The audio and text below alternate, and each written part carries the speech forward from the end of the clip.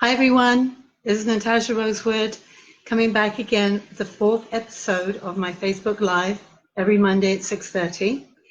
And what we're going to be talking about this week is 3 reasons why you should give up so you can get what you really, really want.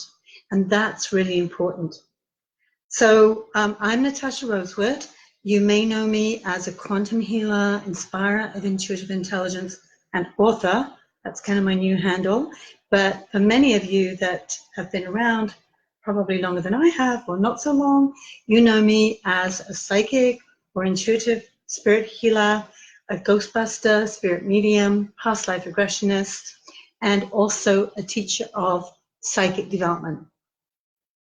And I love doing all those things. And of course, as you can imagine, over 40 years that I've been doing readings, I have been able to help thousands and thousands of people connect to their higher truth and and a better reality.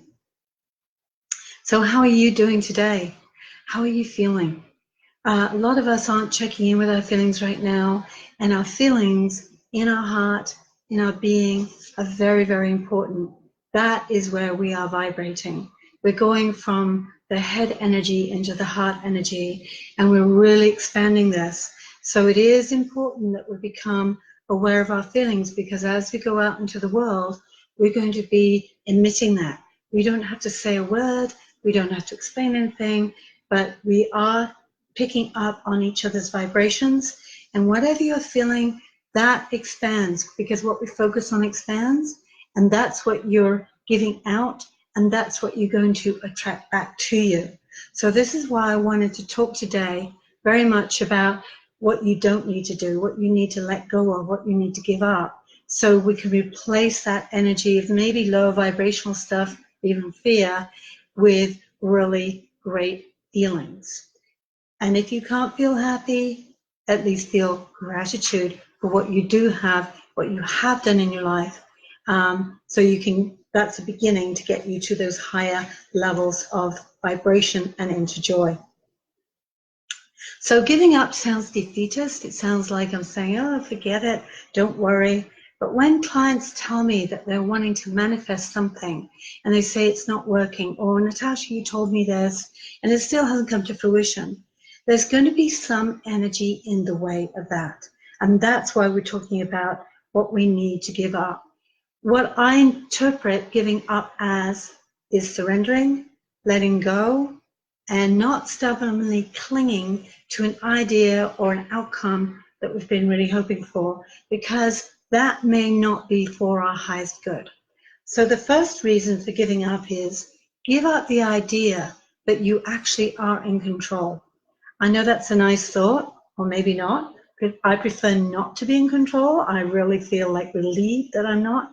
And it reminds me of when I used to be a flight attendant many years ago, and we'd come into land in all these places around the world, a lot of cities at night.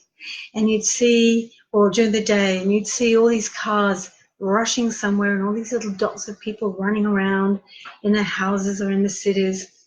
And I used to think, gosh, we're like ants, you know, we're just busy, busy, busy, and all we can see is what's in front of us and what's to either side. So when I was in the air and I'm looking down, I could see this bigger perspective. I could see all around and what was in the future, what was in the past, what was on either side. So I think being in a plane and looking down is a bit like our higher intelligence. If we surrender to that being up in the sky, our intuitive intelligence, our higher self, because they have this broader perspective of our lives and what's really going on around us, then we can relax, we can surrender to that, ask for that guidance and trust in it, because they have much more information than we do stuck down here on Mother Earth. So number 2, the reason to give up is the list, to give up the list. Now, as you know, I have my own business and I have a big long list every day of to-dos. And of course, we all need our little list to get us through our daily grind, whatever that is. But what I'm talking about is the list that some of us have had for what we want from the universe or the ideal man or the house. And I'm not saying that doesn't work completely, but I find, and I have found it limiting. So for example, before I met my husband, I had a list for the ideal man. And you know what? It just didn't work. And I thought, I kept getting not what I wanted, not what I needed. I met some lovely men, but they weren't obviously my prince. And then I decided, oh, I quit. I gave up the list. And that's when my husband showed up. And he was not, definitely did not have all the aspects that I had written on my list. He was actually maybe a little bit of the opposite. But you know what? It works. It was for my highest good. And this year we'll be celebrating 10 years of having, you know, a wonderful time together. So I trust the universe to choose my man for me. And you can too, just so you know. And I think the reason for that is why it didn't work for me, because when I made the list, I was coming from my ego mind. And as we know, the ego is small and it's all about, ooh, we better be careful and this and that. It's got limitations. And when I let go, I was coming from my intuitive self. And this really reinforces what Einstein said, that we can't solve the problem with the same level of thinking that we created with which we created the problem. So when I let go of the ego and stepped into my higher self, I was definitely plugging into my intuitive intelligence, my higher self, the universe, my spirit guides, and they brought me what was really beneficial for me, which was much, much better. So the next reason to give up is number 3, give up the need to know. And this is a very big one for us in our Western culture, because, and I was brought up in a family like this, you gotta do this and you gotta do that, and what are you gonna do when you grow up, and you gotta know when you're gonna show up, and all this kind of thing. So it's our ego minds that are driven to survive. It's what I call the ego pea brain, because it is so small and it's got a lot of fear in it, and it's always concerned with how it looks, or, you know, is there enough, or am I good enough? That's what the ego does. We all need the ego to filter out what comes to us during the day, but we really want to let go of the ego and get into our higher intelligence. And our souls are, while the ego is concerned with surviving, our souls want us to thrive. They want us to express what we came to this earth to express, whether it's art or dancing or being an engineer or an accountant. Whatever floats your boat, whatever you love to do, that's where you're going to thrive and be the happiest. And you're going to emit all those wonderful feelings, and then in turn, that's going to bring great stuff back to you. So I notice how some of my clients, and this is why they come to me, because they say, Natasha, what's going to happen? I don't know. And some of them are in a tailspin of panic because they don't have a definitive time and date when they're going to meet their soulmate, or if they're going to get that job or buy that house. So a lot of my clients, especially now, are saying that they're feeling lost. And that doesn't surprise me, because we've got this big energy moving through, which is really pushing us to transform, wake up, and step up into a big reality. So that can be a little bit scary if you don't know what's going on and you don't know what's on the other side of that. And sometimes we're like deers caught in the headlight, and the ego mind can paralyze us with fear. It's not a comfortable feeling. Some people even feel a sense of shame. And what I like to call this kind of not knowing period in our lives between the old life dying and before the new one begins is, I like to call it the void. And it can be very scary, because it can feel like we're floating out in the universe with not a thing to hang on to. We can feel ungrounded. We don't know anything that happen. But what I'm suggesting to people is, if you get into the adventure of the void, maybe see the void as a resting place. Maybe you need time to grieve. Maybe you want to read some of those books. Maybe you should really be going on a holiday.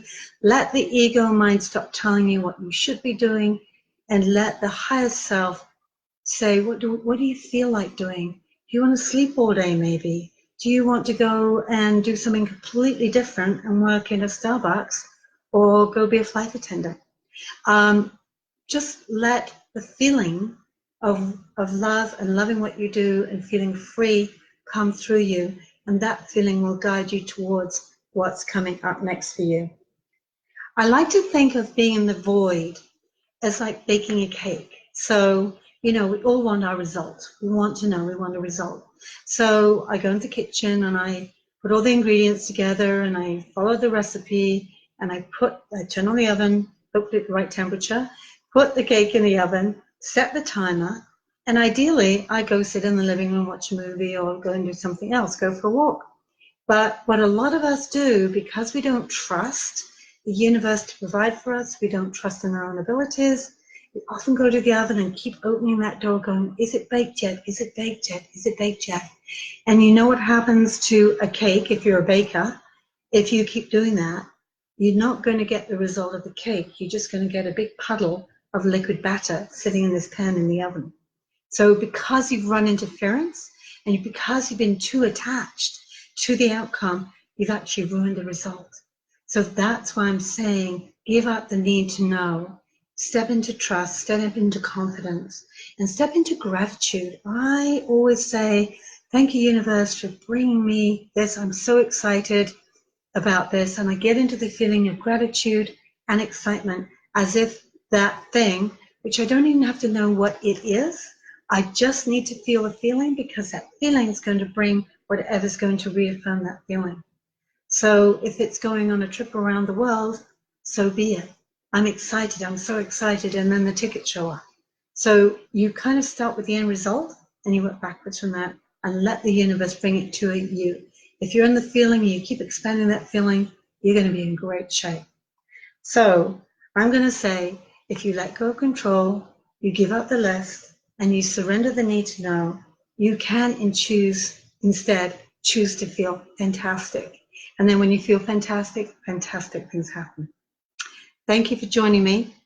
It's been great speaking with you. And if you would like to see this written out, you can go to my blog, Food for the Soul, natasharosewood.com. If you'd like to see it on LinkedIn, and like I say, there's going to be a small video on YouTube called I think it's called The Power of Surrender. I might have changed the name. So thank you for sending all your hearts and flowers and everything. I'd love to hear your comments. Let me know if this supports you, and if it doesn't, send me a topic that would. Thank you and good night.